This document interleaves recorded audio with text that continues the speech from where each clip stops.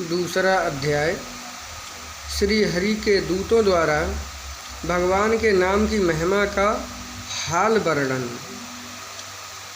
सुखदेव जी कहने लगे, हे राजन, यमदूतों से अजामिल के अन्याय करने का हाल सुनकर विष्णु भगवान के दूत बोले कि धर्मराज के यहाँ बड़ा अन्याय है, कुछ न्याय नहीं होता, क्योंकि उनके दूत बिना अपराध साधु लोगों को भी दुख देते हैं। जब धर्मराज पाप तथा पुण्य का सब वृत्तांत जानने पर भी अन्याय करेंगे तो संसारी काम जिसमें कोई अपने अधर्म का हाल नहीं जानता किस प्रकार चलेगा।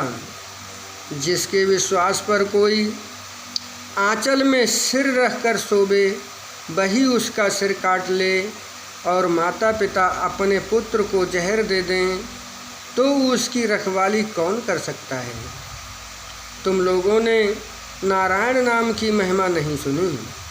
जो मनुष्य जानकर या भूल से, डर से या हंसी से भी भगवान का नाम लेता है, उसके सब बड़े बड़े पाप जैसे सुवर्ण चोरी, गौ ब्राह्मण तपस्वी व माता पिता को मार डालने, गुरु की स्त्री से भोग करने, शराब पीने तथा कटु वचन कहने पर भी अंत समय में भगवान का नाम लेने से छूट जाते हैं। इस ब्राह्मण ने मरते समय नारायण का नाम अपने मुख से लिया है। उसी के प्रताप से अनेक जन्मों के पापों से छूटकर वह ब्राह्मण वैकुंठ का अधिकारी हुआ है। उस नाम के लेने तथा पाप से छूटने के बाद इसने ऐसा कोई अपराध नहीं किया जो ये दंड का भागी हो। नारायण का नाम लेने से अधिक कोई प्रायश्चित पापों को छुड़ाने वाला जगत में नहीं होता। कदाचित किसी यज्ञ व तप होम आदि में भी भूल हो जाए, राम तथा कृष्ण का नाम लेने से वह शुद्ध हो जाता है। कोई तीर्थ, व्रत, नियम, जप, तप, यज्ञ, होम, दान और धर्म में राम राम 4 अक्षर मुख से लेता है, उसको परमेश्वर धर्म, अर्थ, काम, मोक्ष वे चारों पदार्थ देते हैं। बड़े बड़े ऋषि मुनियों ने भगवान के नाम का महात्म्य सर्वोत्तम लिखा है।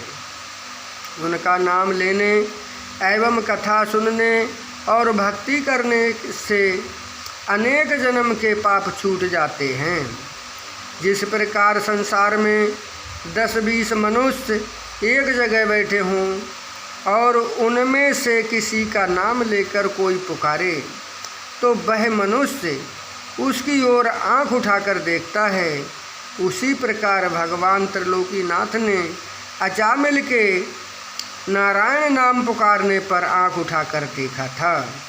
जिस प्रकार मनुष्य का रोग जानकर तथा अनजाने में भी दवा खाने से छूट जाता है और आग की एक चिंगारी कपास या लकड़ी के बड़े बड़े ढेर को क्षण भर में जला देती है, उसी प्रकार एक बार नारायण का नाम लेने से अनेकों पाप कपास व लकड़ी के समान जलकर नष्ट हो जाते हैं। भगवान ने वेद में ऐसा कहा है कि कोई मेरा नाम भी ले ले तो मैं उसे कृतार्थ कर देता हूँ। जिस प्रकार वन में सिंह की बोली सुनकर मृग भाग जाते हैं, उसी प्रकार राम नाम मुख से निकलते ही पाप मारे डर के शरीर से निकलकर भाग जाते हैं। जब विष्णु भगवान के दूतों ने ऐसी बातें कहकर दूतों को वहाँ से भगा दिया और 4 भुजा वाले दूतों का दर्शन करने से अजामिल को ज्ञान तथा वैराग्य उत्पन्न हुआ। तब वह भगवान के नाम की महिमा सुनने तथा समझने पर बहुत पछताकर कहने लगा कि मैंने ब्राह्मण के घर में जन्म लेकर भी अपना धर्म कर्म छोड़ दिया। तथा दासी के बस में रहकर अपनी आयु को कर्मों में बिताई। इन साधुओं के आने से मेरे प्राण बचे, नहीं तो यमदूत न मालूम मुझको कैसा दुख देते। जिन नारायण जी का नाम लेने के प्रताप से मेरा कल्याण हुआ, उन भगवान का नाम स्मरण कर अब अपना जन्म संभार लूँगा। अजामिल इस तरह पछताने लगा और विष्णु के पार्षद वहाँ से अंतर्ध्यान हो गए। अजामिल ने उसी समय अपना मन संसारी माया मोह से विरक्त कर लिया। पार्षदों का दर्शन करने के प्रताप से 1 वर्ष की आयु उसको और मिल गई।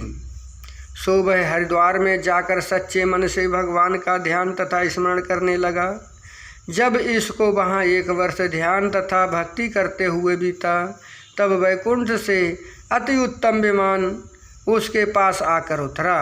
सो वह विमान पर चढ़कर गाता बजाता वैकुंठ को चला गया और चतुर्भुजी रूप होकर वहाँ रहने लगा। ये हाल देखकर देवता तथा ऋषीश्वर उसकी बढ़ाई करने लगे। इतनी कथा सुनकर सुखदेव जी बोले, हे राजन, ऐसे महापापी बेटा के धोखे नारायण जी का नाम मुख से ले लिया था, सो ऐसी पदवी को पहुँचा जो कि संसार से